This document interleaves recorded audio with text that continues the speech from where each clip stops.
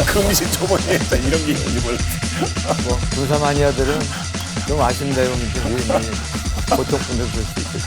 네. 자, 밀리터리 사이언스의 10년 만난 본게임 오늘도 본능으로 곧장 진격해보도록 하겠습니다. 안녕하세요. 저희는 본게임 2의 벤스입니다. 오늘의 주제 영상을 통해서 먼저 확인해 보도록 하겠습니다.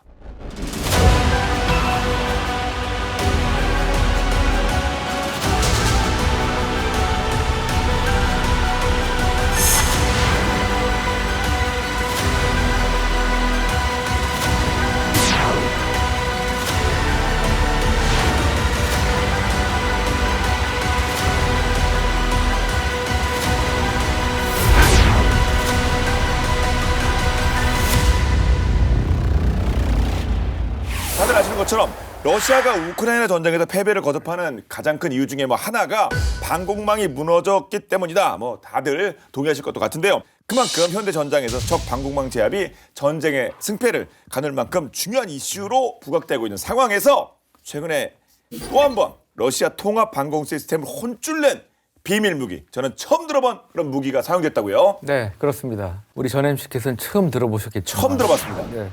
네. 마니아들은 조금 들어본. 마니아분들도 조금? 예. 자주는 아닙니다, 마니아들도. 예. 네. 언제냐면 지난 5월 10일에 이제 러시아가 장악한 우크라이나 동부 루안스크 지역에서 미국이 제작한 ADM-160 MALD 말드라고 하는데요. 이 말드는 뭐 야구냐? 미니어처 에어론치드 디코이 야구예요. 그 잔해가 이제 발견됐는데요. 이 사진에 보시는 이 모습인데 디코이가 뭡니까? 영어로? 그러니까 미끼, 가짜 미끼, 이런 거. 그렇죠. 예. 그러니까 미니어처 공중 발사 디코이. 예. 그러니까 한마디로 미끼로 사용하는 미사일, 미끼 미사일이라고 보실 수 있는 그런 무기인데, 근데 이게 미국제인데 미국이 우크라이나에 이 말들을 공급했다고 공식적으로 밝힌 적이 없어요. 그런데 이게 나타났어요. 뭐겠습니까? 공급을 했는데, 아니 솔직히 이게 디코인데 이거 공개하기는 그런 거 아닙니까? 미국에서도 야 우리가 말도 공급했다 그러니까 니네들 알아서 잘 속가서 잘 봐라 뭐 이런 것도 아니 경고하는 것도 아니고. 지금 여기 보시면은 옆면에 붙어 있는 이제 거대한 라벨이 있는데 잘 보이진 않습니다만은 요거를 보면 구형 ADM 160B로 식별이 된다고 합니다. 근데 ADM 160B 이건 좀 지우고 쏘지 이거를 다 라벨 좀 떼고 좀. 그러니까 그런 거 좀 떼고 하지 걸. 아무튼 저는 보안상 숨겨야 될 충분한 이유가 있다고 생각하는데요. 근데 저 말드 좀 자세히 이름도 이상한 건 아닌데 이름도 참 재밌어요. 말드 소개 좀 해주세요.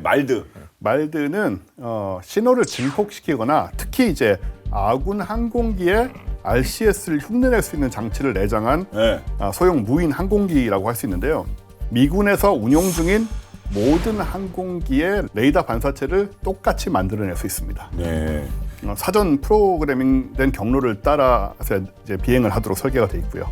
이 말드 특히 이제 ADM-160B의 경우에는 길이가 9피트, 무게 300파운드, 속도가 마 0.9고요. 넓은 주파수 범위에 거쳐서 송신하는 그 능동 레이더 기술, 한마디로 전파를 쏘는 겁니다. 이 능동 레이더 기술을 이용해서 미군이 운영하고 있는 스텔스인 F-117부터 시작해서 B-52 같은 대형 폭격기인 것처럼 가짜 전파를 쏴서 방공 레이더 시스템을 속이는 거죠. 요걸 이제 SAS라고 하는데 이거는 시그니처 오그멘테이션 서브 시스템이라고 해서 한마디로 가짜 전파를 쏴서 거대한 비행기 혹은 어떤 미 공군이 이용 중인 항공기인 것처럼 이제 속이는 겁니다. 아주 적극적으로 속이는 거죠. 그렇죠. 네, 이렇게 미끼를 배치해서 적의 레이더를 제밍하거나 또 운영자를 속여서 다양한 방향에서 위험이 닥쳐오고 있다라고 믿게 만드는 겁니다. 와, 이거 진짜 누가 생각해도 이제 천재 아닙니까 이거? 기가 막힙니다. 상대편 입장에서 깜짝 놀랄 수밖에 없을 텐데 정말 이 미끼 잘못 물었다가는 진짜 레이더 기지가 됐건 어디가 됐건 작살을 날 수 있는 거 아닙니까? 이거 엄청난 거죠. 일단 적 방공 체계를 완전히 교란을 시키는 거고요. 그래서 아군 항공기와 승무원은 따로 보호할 수가 있고 딴 데로 간다거나 여러 가지. 그렇죠. 네네. 그리고 무엇보다도 적의 지대공 미사일들 재고를 소진시킬 수가 있죠. 그러니까 이거 디코이에다 쓰는 거 아닙니까? 실 미사일을. 여기다가 이제 미사일을 쏘게 되니까 얘는 폭발해봤자 별 손해가 없거든요.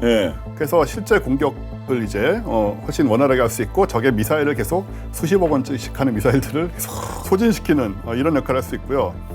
더 중요한 것은 적의 대공 방어 시스템의 세부 정보를 기록할 수가 있습니다. 아, 원점도 이게 파악할 수 있겠군요. 네. 어디서 쐈다 이런 거. 그래서 이제 이 표적으로 삼을 수가 있는 거죠. 네. 그래서 사실 화력이 없죠. 이거는 화력이 없는 거나 다름없지만은 이런 특성들 때문에 전략적 가치는 굉장히 높게 평가가 되고요. 가격도 겸손합니다. 32만 2천 달러, 하나로 한 4억 1천만 원 정도니까 이제 하는 기능으로 생각을 해보면 상당히 합리적인 가격이죠. 그렇죠. 개념은 진짜 기가 막힙니다. 아, 진짜 이건 정말 와 천재 막 누가 생각할지 이런 느낌인데 이게 현대전략에도 뭐 자주 사용되는 겁니까? 아니면 이거 비밀리에 운영되는 겁니까? 이게 그러니까 그 어느 날 갑자기 최근에 짠하고 나타난 게 아니고요. 네. 유래가 있어요. 그러니까 이게 그 말드의 원형이 뭐냐면 ADM 141 탈드, TALD라고 또 있는데, 탈드? 예, 이스라엘에서 이제 시작이 됐고 미국 업체와 같이 이제 합작 생산에 착수해서 1980년대 말에 이제 미 해군에 인도가 되기 시작했습니다. 그런데 이게 언제 빛을 발하냐? 바로 몇 년 뒤, 1991년 걸프전 때 이제 실전에서 이제 빛을 네. 발하게 되는데요. 그 이제 걸프전의 경우 뭐부터 제일 먼저 시작했죠? 우선 이라크군의 방공망을 네. 이제 무력화하는 데부터 시작한 거 아닙니까? 그러니까 이제 다국적군의 대공 제압부터 이제 시작이 됐는데 이라크군의 방공 레이더, 대공포, 대공 미사일 기지 이런 것들을 무력화하는 그러한 이제 임무를 맡았는데 이걸 이제 대공 제압 영어로 시드라고 하죠. SAD. 이때 이제 아군 항공력이 피해를 입으면 안 되잖아요.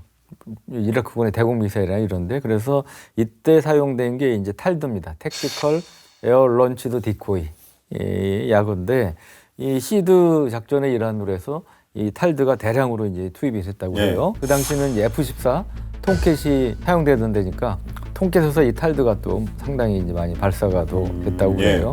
그래서 이 탈드를 보면 정사각형 동체를 갖고 있고 이제 뒤집혀진 형태의 그러한 날개를 갖고 있고 그다음에 세 개의 꼴이 제어 표면으로 이제 구성이 되어 있는데 동력이 없이 엔진이 없이 이제 활강형으로 이제 비행을 하는 이제 그런 형태였고 이걸 이제 중고도하고 고고도에서 투하를 하면 날개를 이용해서 상당 기간 해당 지역 상공을 활강을 하는 겁니다.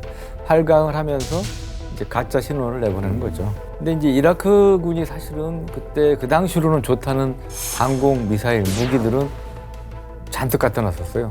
상당수 갖고 있었습니다. 그래서 그랬군요. 예, 그래서 그 당시 이제 그 소련제뿐 아니고 유럽제 대공 미사일들도 꽤 갖고 있었고요.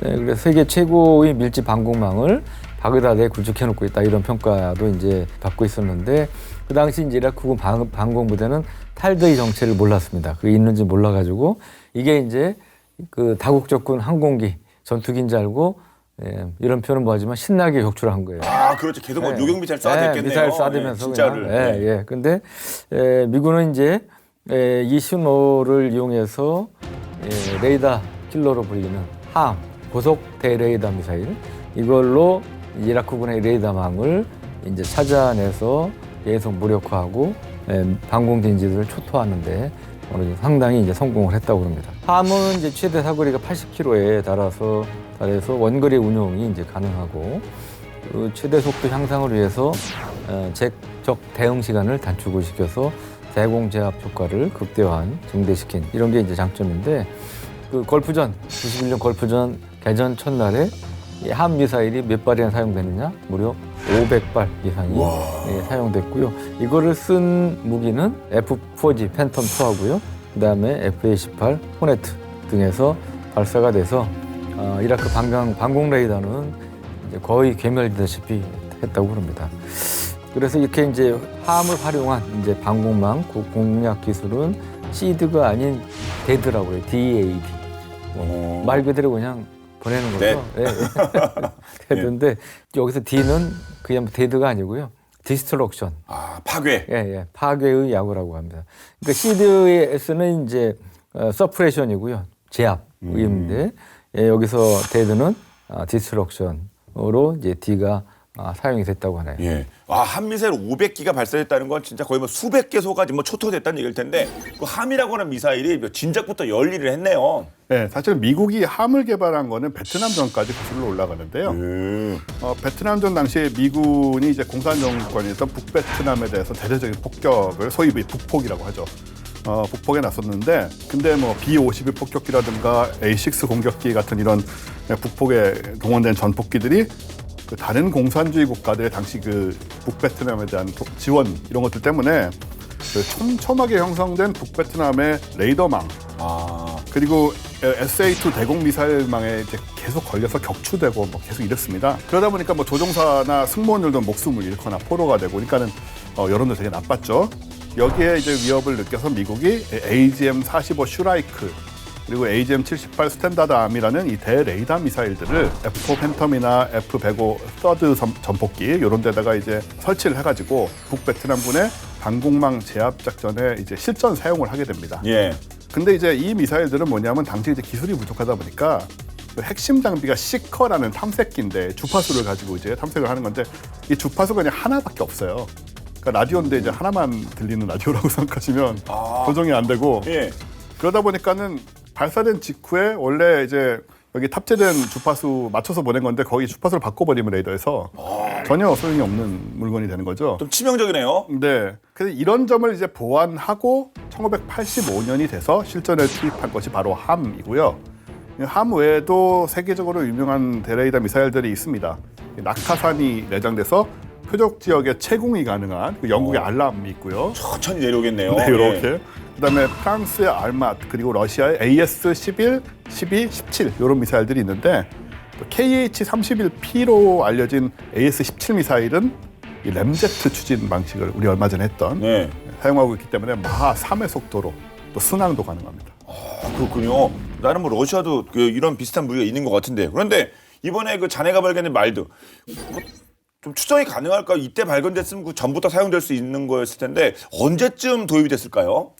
이게 이제 한미사일은 2022년 8월부터 이 러우 전쟁에서 이제 짠 하고 나타나서 이것도 이제 게임 체인저 역할을 하는 거 아니냐 이런 이제 평가를 받기도 했는데 흥미로운 게 한미사일도 미국이 이제 공식적으로 밝히질 않았는데 잔해가 발견되고 뭐 그래가지고 이게 이제 존재가 좀 이제 알려지기 시작했는데 우크라이나에서 구소련제 미그-19 폴크럼 전투기를 운영하고 있는데 여기에 이제 한미사일을 통합을 한 겁니다. 그래서 여기서 한미사일을 발사해서 러시아군의 대공 레이더망을 이제 효과적으로 무력화했는데 이 과정에서 ADM-160B가 함께 통합돼서 사용됐을 것으로 이렇게 추정이 됩니다. 그러니까 탈드 플러스 함이든 하여튼 말드 플러스 함이든 이게 같이 운영하면 확실히 시너지가 있을 것 같긴 해요. 그렇죠. 예를 들어 이제 우크라이나가 영국에서 지원받은 장거리 공대지 미사일 스톰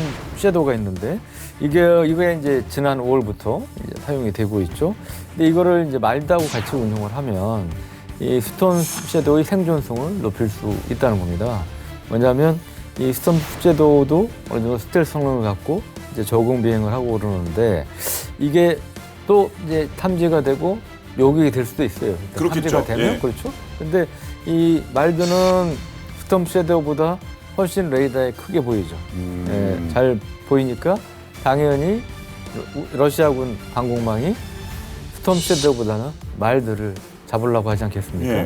이제 거기를 향해서 미사일을 쏘거나 이럴 수 있기 때문에 반대로 이제 말드의 소위 살신석인 덕에 스톰 섀도우는 살아남을 수 있는 이제 그런 방식으로 운용이 되고 있다고 합니다. 그렇습니다. 이야, 스톰 섀도우가 러시아군이 하이마스보다 더 무서워한다 뭐 이런 얘기도 들리더라고요. 네, 그러니까 이제 스톰 섀도우는 이제 유럽 미사일 제조업체인 MBDA사가 만들었는데 주로 강력한 벙커라든지 뭐 주요 기반 시설 이런 거의 고가치 전략 목표물이라든지 고가치 표적을 타격하기 위해서 만들어진 건데 최대 사거리가 이것도 한 560km 돼요. 우리 군에서 갖고 있는 타우러스 비슷한데 근데 이게 수출용은 이제 거의 절반 이하로 줄여서 수출이 됩니다. 한 240km 정도로 줄여서 되는데 근데 이제 우크라이나전에서 게임 체인저로 불린 게 하이마스가 있죠. 미국의 단장 로켓이 있는데 이거는 최대 사거리가 80km예요. 그러니까 말씀드린 스톰 섀도우의 3분의 1밖에 안 되죠. 그러니까 스톰 섀도우가 하이마스보다 3배나 긴 표적을 타격할 수가 있으니까 우크라이나가 러시아가 점령 중인 크림반도 외에 지금 러시아 본토에 대한 타격도 이제 가능하다고 볼 수가 있는 것이죠. 예. 스톰 섀도우 그 이름만 들어도 왠지 요격하기가 어려울 것 같거든요. 스톰 섀도우인데 그렇지 않겠습니까? 네. 실제로 이제 그런 상황들이 담긴 영상이 있는데요. 예. 지난 7월 2일에 스톰 섀도우가 목표물의 명중에서 폭발하는 장면이 이제 담긴 동영상이 SNS에서 화제가 됐습니다. 이게 지금 화제이라기보다는 뭔가 다 도트같이 만들어놔가지고 이게 또 위치 알리지 않으려고 뭐 가린 거 보안 때문에 이제 네. 가려진 겁니다. 네, 지금 방금 예. 쿵 떨어진 거를 이제 네. 지금 이제 폭발한 거죠. 네. 네. 그러니까 결국 못 잡았다 이거 아닙니까? 그 네, 명중했다 스톰 섀도우가. 얼마나 그 여기 어렵다라는 이제 증명이기도 한데 러시아군이 스톰 섀도우를 발견을 했죠. 해가지고 판치르 S로 추정되는 대공 방어망을 가동을 했는데 요격을 못했습니다. 그래서 미국 군사 매체 워존이 러시아군이 스톰 섀도우를 감지할 수는 있지만은 이거를 추적해서 요격하는 건 또 다른 문제다. 이렇게 스톰 섀도우를 막기 어렵다는 평가를 했는데요. 근데 약간 좀 다른 상황은 뭐냐면은 이거보다 훨씬 전에 러시아 국방부가 5월 15일 날 성명을 통해서 스톰 섀도우를 요격했다는 발표를 한 적이 있어요. 예. 이거는 이제 하루 동안 5월 15일 하루 동안에 우크라이나가 스톰 섀도우 7기를 발사했는데 그걸 이제 판치르 S로 다 요격을 했다라는 겁니다. 양쪽의 입장이 정반대인데요, 이거? 네. 다른 케이스긴 하지만 좀 네. 상황이 정반대로 느껴져서 네. 근데 이것이 아마도 러시아가 스톰 섀도우가 아닌 말들을 격추한 것이 아니겠느냐. 딱 걸린 거네, 그럼요. 미끼 제대로 물은 거네요. 또 말드 말씀하신 것처럼 말드가 더 잘 보이고 네. 사실 말드를 활용하는 순간부터 레이더 화면상에서 나타내는 그 수많은 점들 중에 뭐가 진짜고 뭐가 미끼인지는 구분하기 거의 불가능하기 때문에 말들을 격추하고 좀 아직도 모르고 있는 것은 아닌가 이런 생각도 좀 들기도 합니다. 그렇죠. 그런데 앞서 자네가 발견된 ADM-160B 이게 구형이라고 했지 않습니까? 그러면 지금은 어느 수준까지 업그레이드가 됐을까요?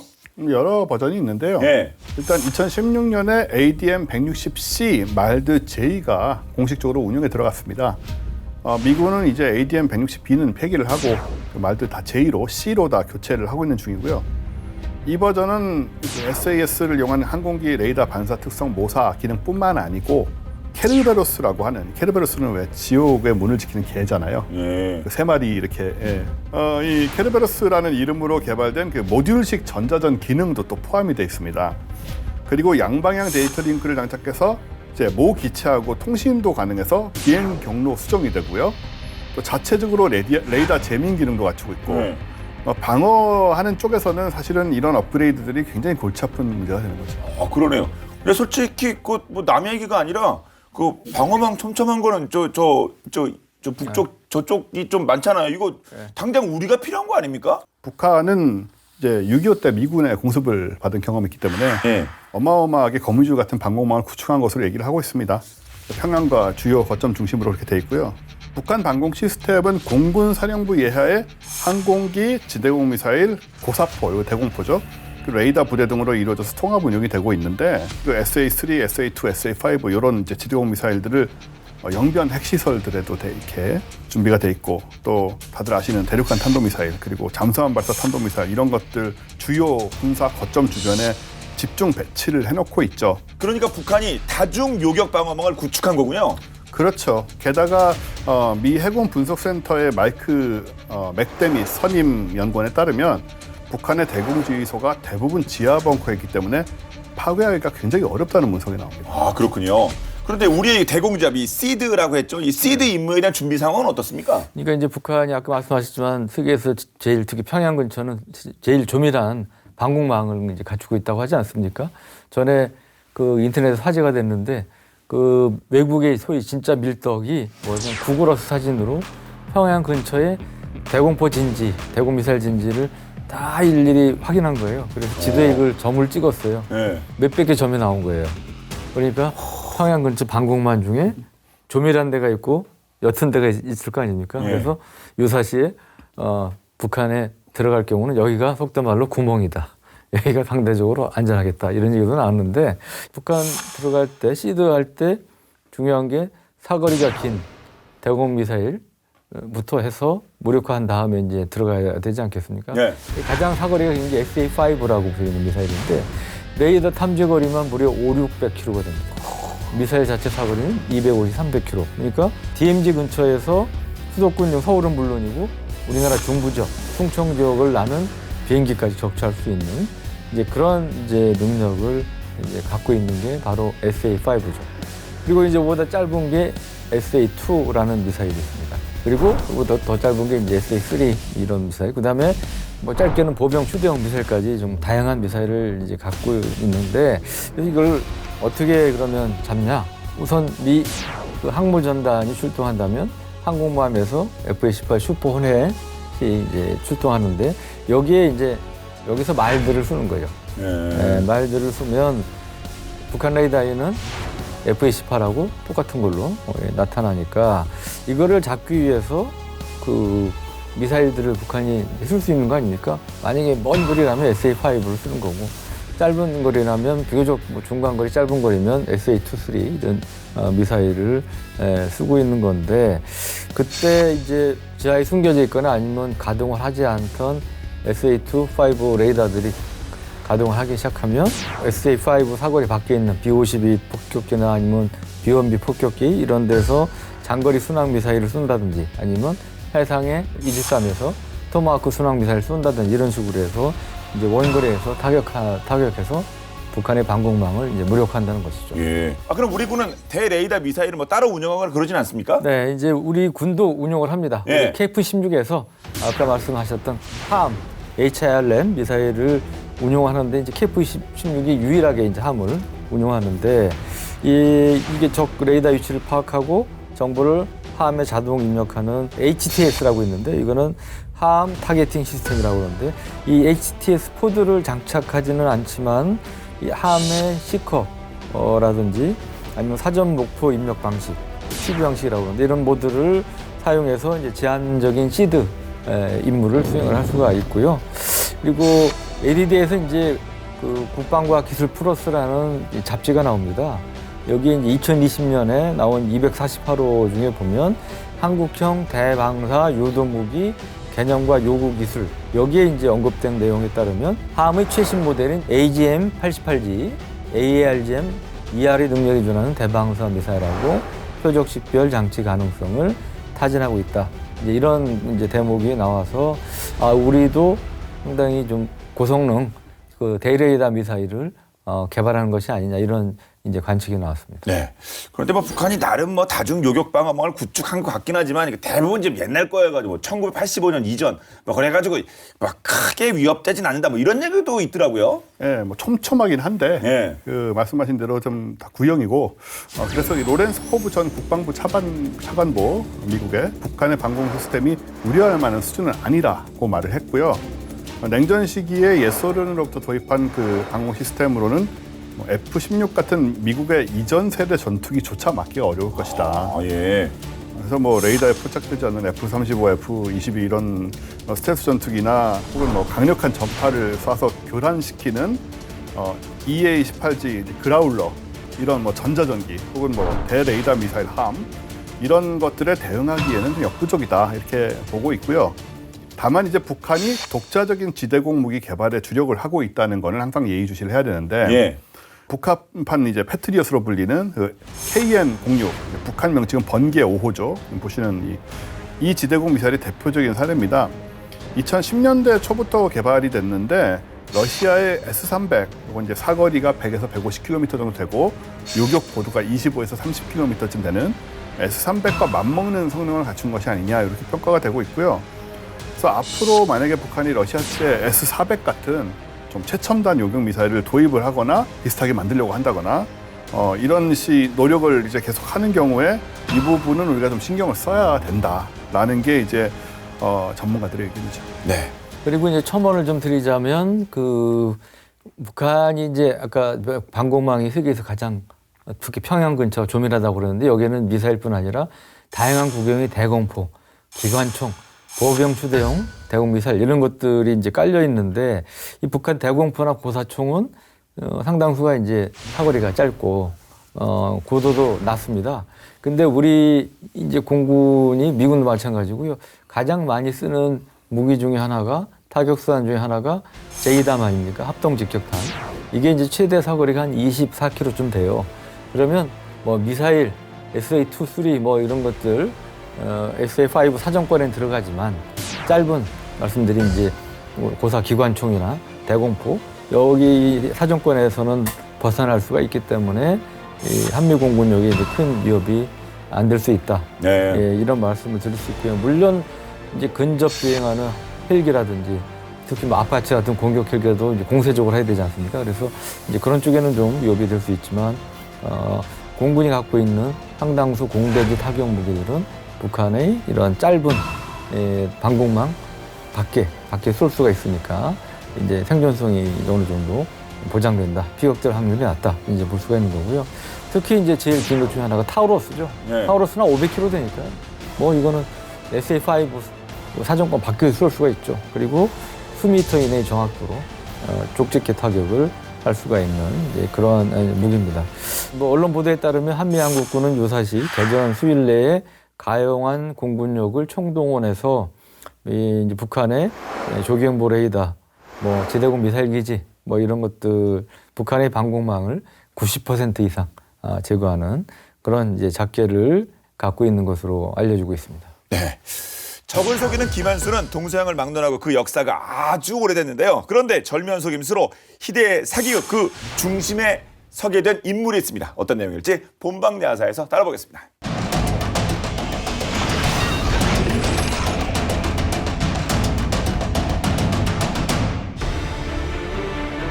나치 독일이 일으킨 제2차 세계대전이 1945년 연합군의 승리로 끝나자 연합군은 나치 청산에 들어갑니다.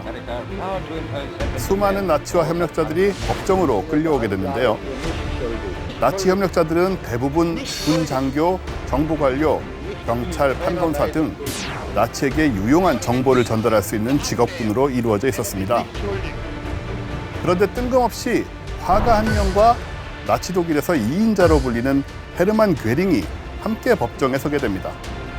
그리고 재판 방청객들은 괴링이 아닌 화가에게 심한 욕설과 저주를 퍼부으며 엄청난 분노를 내보였죠.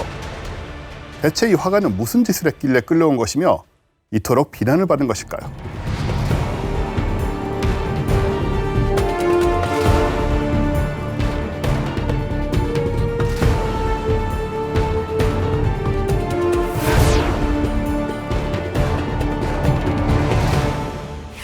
나치 독일의 국가원수 헤르만 괴링은 총통 히틀러가 점 찍어 놓은 약탈 미술품을 몰래 가져갈 만큼 미술품에 대한 욕심이 엄청났습니다. 심지어는 미술품 약탈 전문 부대까지 만들어 운영할 정도였죠. 그렇게 괴링은 세계 각국의 침략국에서 무자비하게 약탈한 결과 무려 회화 300점과 미술품 2,000점을 모으게 되는데요. 하지만 거기서 멈추지 않습니다. 자신의 지위를 이용해 값싼 미술품은 값비싸게 팔고 가치가 높은 미술품은 저렴하게 매입하며 차곡차곡 자신의 컬렉션을 늘려가죠. 점점 전황이 불리해지면서 독일 본토에 대한 연합군의 공습이 거세지자 괴링은 미술품들을 잃게 될까 두려운 마음에 알프스 산맥 속 소금 광산으로 옮겨 보관하게 되는데요. 그럼에도 안심이 되지 않았는지 괴링은 군사 업무는 내팽개친 채 알프스에 숨겨둔 미술품들을 돌보기에 바빴고 결국 독일은 패망하게 됩니다. 이후 전 세계적으로 나치 청산이 이루어지면서 괴링도 재판장에 붙잡혀오게 되었고 그동안 약탈한 미술품들에 대한 은닉 장소를 추궁당하게 됩니다. 미술품에 대한 집착이 광기에 이른 괴링은 결코 입을 열지 않았고 미술품들은 이대로 세상에서 사라질 위기에 처하나 싶었는데요. 하지만 연합군은 독일의 패망을 앞두고 이미 350명의 미술관장과 건축가, 조각가, 미술품 거래상, 예술품 감정가 등으로 꾸려진 특수부대 모뉴먼트 맨을 조직해 나치가 약탈한 미술품들을 찾고 있었습니다. 모뉴먼트 맨 부대의 활약으로 얼마 되지 않아 괴링의 약탈 컬렉션이 숨겨진 소금 광산이 발견되었고 미술품들은 만천하에 공개되는데요. 그러자 예술계는 큰 충격에 휩싸이게 됩니다. 진주 귀걸이를 한 소녀라는 작품으로 유명한 네덜란드인이 사랑하는 화가 페르메이르의 새로운 작품이 발견되었기 때문이죠. 그는 평생 35점의 그림만 남겼기 때문에 희소성이 매우 높았죠. 괴링이 밝힌 그림의 출처는 가히 충격적이었습니다. 약탈한 게 아니라 구입한 것이었고 심지어 판매자는 다른 나라 사람도 아닌 네덜란드의 화가 한판 메이헤런이었던 것이죠. 괴링의 증언에 따라 네덜란드 화가 메이헤런은 즉각 재판장으로 끌려오게 됩니다. 재판 방청객들은 괴링보다 메이헤런에게 심한 야유와 저주를 퍼부었죠. 메이헤런은 별다른 항변도 없이 괴링에게 미술품을 판매한 사실을 순순히 인정하고 국보급 그림을 전범 나치에게 팔아넘긴 반역죄로 사형을 선고받게 됐습니다. 재판은 일사천리로 진행되나 싶었으나 막판 메이헤런의 한마디에 재판은 전혀 다른 양상으로 흘러가게 되는데요. 헤르만 괴링에게 판매한 작품은 제가 그린 위작인데요. 그림은 이미 전문 감정사가 헤르메이르의 작품으로 감정했고 친필 사인 동안 그림 한 편에 적혀 있었기 때문에 아무도 메이헤런의 말을 믿지 않았죠. 메이헤런은 자신의 말을 믿어주지 않자 헤르메이르의 위작을 그려오겠노라 재판장에서 폭탄 선언합니다. 재판관은 절대 불가능한 일이라 생각하며 도주하거나 또 다른 헤르메이르의 작품을 내놓고 속일 가능성을 배제하기 위해 경찰의 삼엄한 감시하에 그림을 그려보라고 하죠. 메이헤런은 가택이 연금되어 그림을 그리기 시작했고 사람들은 살고 싶어서 그런 거짓말까지 하냐며 메이헤런을 조롱했습니다. 이윽고 메이헤런이 위작을 가지고 나오자 재판장은 충격의 도가니에 휩싸이게 됩니다. 헤르메이르의 환생이라고 해도 믿을 만큼 정교한 위작을 그려낸 것이죠. 재판과 관계없는 감정사조차 메이헤런의 그림을 보고 헤르메이르의 그림이라고 할 정도였습니다. 모든 사실이 밝혀지자 메이헤런에게 깜쪽같이 속아 위작을 구매한 사실을 알게 된 괴링 또한 분노에 치를 떨었죠. 메이헤런은 결백이 밝혀져 그림 위조죄로 1년형을 선고받게 되었고 국보급 그림을 팔아넘긴 매국노에서 나치를 골탕 먹인 사기꾼 애국자로 평가 또한 상향되었습니다. 하지만 여기서 대반전이 나옵니다. 괴링이 그림 구매에 지불한 대금이 모두 위조 지폐였다는 것. 뛰는 놈 위에 나는 놈이 있다고 누구도 예상치 못한 괴링의 사기극이 세상에 알려지는 순간이었죠. 이 얽히고 설킨 사기 사건을 계기로 메이헤런은 전 세계에 관심을 받아 다른 위작들도 엄청난 금액에 팔려나가며 위조 화가에서 세계적인 화가로 우뚝 서게 되는데요. 하지만 유명세를 누리지 못하고 재판 변호를 위해 그린 작품을 마지막으로 재판 한 달 뒤 1947년 12월 30일 심장마비로 사망하게 됩니다. 정교한 위작으로 나치 독일의 2인자를 속인 한판 메이헤런, 인류 역사상 가장 위대한 사기꾼으로 손꼽히는데요. 하지만 위작을 판매해 나치를 골탕 먹인 메이헤런이나 위조 지폐로 대금을 지불한 괴링이나 해피엔딩을 맞이하지 못한 걸 보면 역시 사람은 정직하게 살아야 하나 봅니다.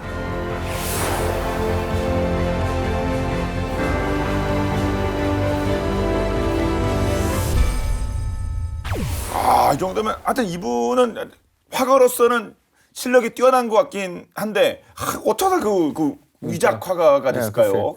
그러니까 이제 비평가들이 이제 자기 작품을 이제 구닥다리라고 이제 혹평을 하자 그 사람들한테 이제 망신을 주려고 근 4년간 이제 그 요하네스 페르메이르 화풍을 연습을 했다고 그래요. 4년이나. 인생이 4년. 그리고 이제 1936년에 작품 엠마우스의 만찬을 완성해서 마침내 이게 진품이다. 이런 감정을 받자 비평가들이 역시 명작이라고 또 이제 박수를 막 쳤다고 하는데요. 그러니까 원래라면 이제 위작이라고 공개하고 망신 줘야 됐는데 그 이른바 돈 맛을 본 거지. 돈 맛을 보고 위작 화가로 이제 전향을 이게 또 전향이라고 해야 되나? 하여튼 안 좋은 쪽으로 방향을 틀었다고 합니다. 그렇습니다. 이거 가짜인지 몰랐지 하면 짠 뭐 이게 돼야 되는데 이거 돈이 되네? 계속 그래야겠는데 참 묘하네요. 그림만 잘 그렸다는 게 아니고 이 페르메이르가 17세기 화가다 보니까 그림에 이제 빛바램이나 균열, 세월의 흔적이 남을 거 아니겠어요? 몇백 년 전이니까. 그러니까요. 그래서 메이헤런은 이런 것까지 다 위조를 했는데요. 오래된 그림처럼 보이도록 페놀, 포름알데히드 이런 약품으로 처리를 하고 그리고 베이클라이트를 이용해서 굳힌 그림을 100도, 120도 사이에서 구워낸 다음에 드럼통에서 굴린다던가 온갖 방법을 다 균열이 생기거든요. 여러분 그 유화 위에 이렇게 전문 감정사들의 눈을 속이려고 이제 노력을 많이 했고 성공을 했는데 요즘은 이게 안 되는 게 요즘은 다 엑스레이로 다 들여다보고요. 컴퓨터 분석을 하기 때문에 이런 식으로 대충 해가지고 마음 먹고 감정하러 들어온 사람들을 속이는 건 이제 굉장히 어렵습니다. 아, 그렇죠. 뭐 탄소 뭐 해가지고 무슨 뭐 별의별 방법이 다 무슨 뭐 있습니다, 이제. 연대도 측정. 아, 그렇군요. 예, 아무튼 그 재미있는 그냥 해프닝으로 끝났고 앞으로 이런 일 없어야겠습니다.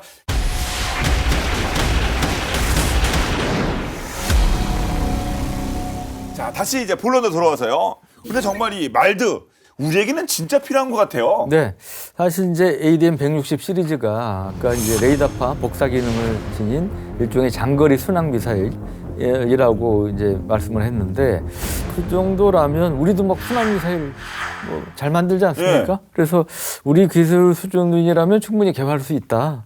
이런 추정도 나오고요. 다만 이제 문제는 개발 및 생산과 관련된 돈, 이제 비용 문제. 일 걸로 보였는데 촘촘하지만 이제 정확도는 떨어지는 북한의 방공망을 대상으로 한다면 460km 정도의 항속거리를 지닌 ADM 160A 사양만으로도 상당히 효과를 볼 수 있지 않겠느냐 이런 이제 분석이 나오고요. 다만 이제 중국까지 염두에 둔다 그러면 그 2배인 920km의 ADM 160B 이상은 대할 걸로 보입니다. 네. 그러니까 스톰 섀도우 플러스 말드처럼 우리 KF-21 보라매에 장착할 한국형 장거리 공대지 순항 미사일 철룡과 말드가 콜라보한다면 진짜 대단할 것 같은데 이거 진짜 해봐야 되는 거 아닙니까? 네.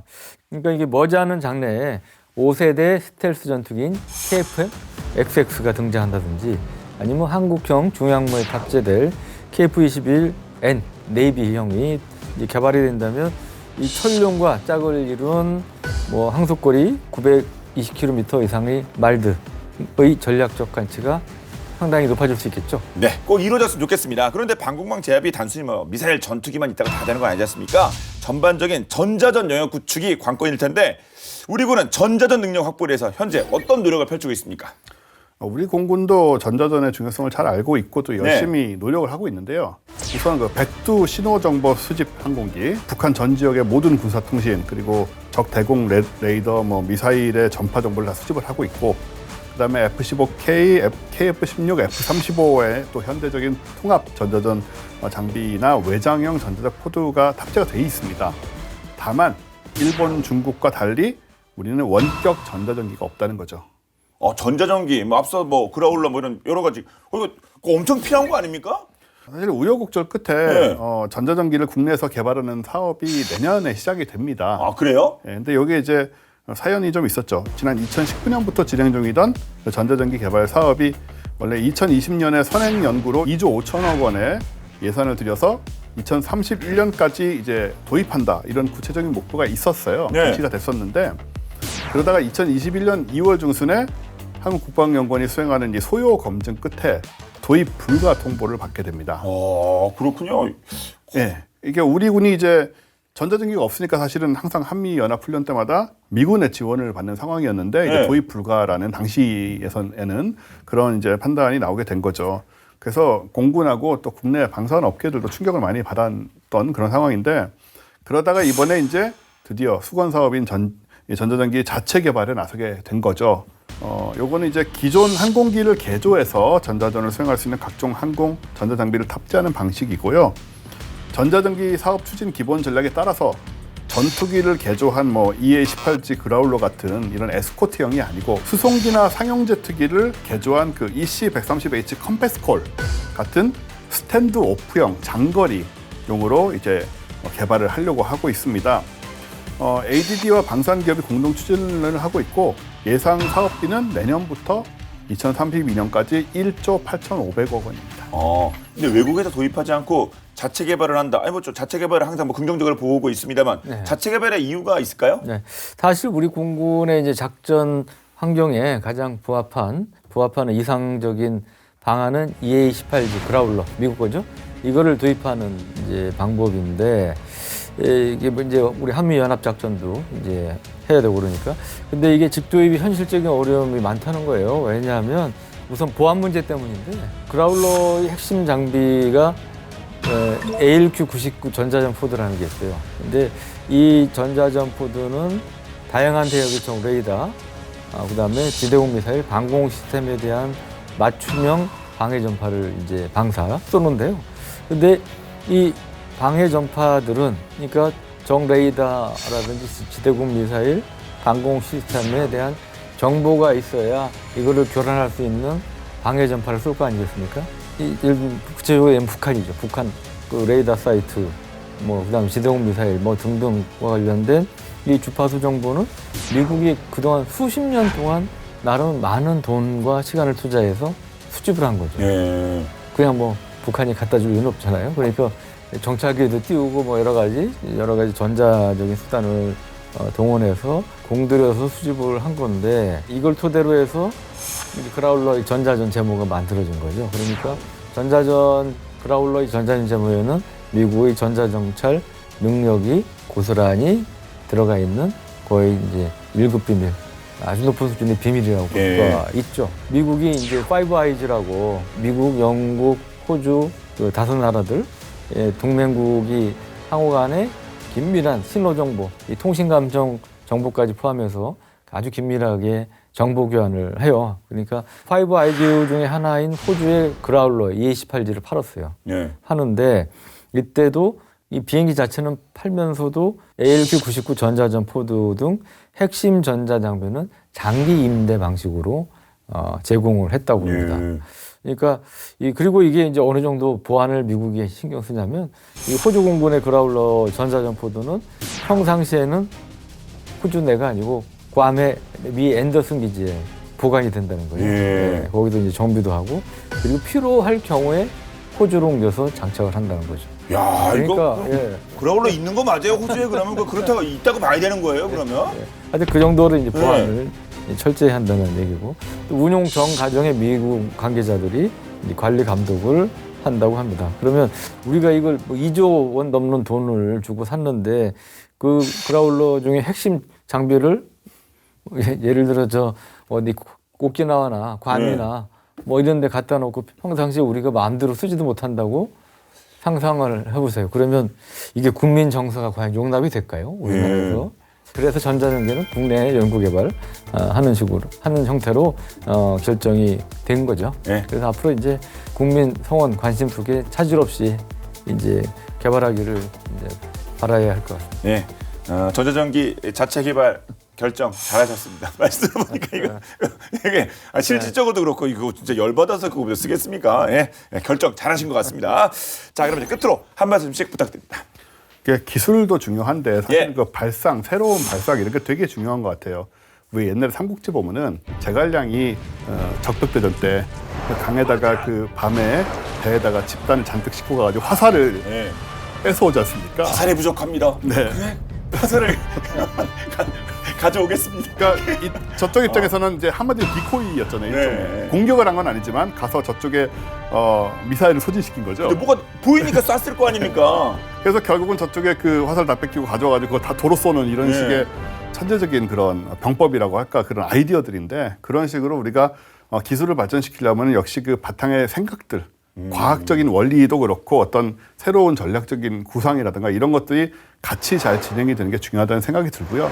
이런 식으로 이제 창과 방패 이 싸움에서는 특히나 항상 이제 새로운 아이디어와 새로운 발상을 해내는 그런 좀 역동적인 그런 사고 이런 게 좀 중요하다는 생각이 또 듭니다.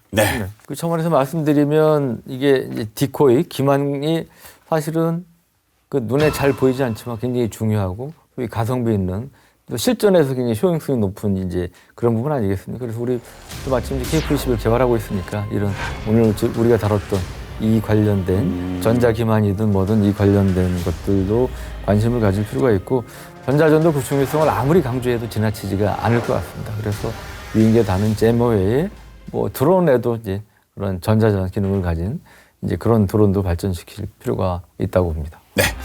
오늘 본 게임은 여기까지입니다. 본 게임은 국방TV 유튜브 그리고 OTT 웨이브를 통해서 언제든지 시청할 수 있으니까요. 많은 활용 부탁드리겠습니다. 다음 주 더욱더 화끈한 내용으로 돌아오겠습니다. 지금까지 저희는 본 게임 2의 지였습니다. 고맙습니다.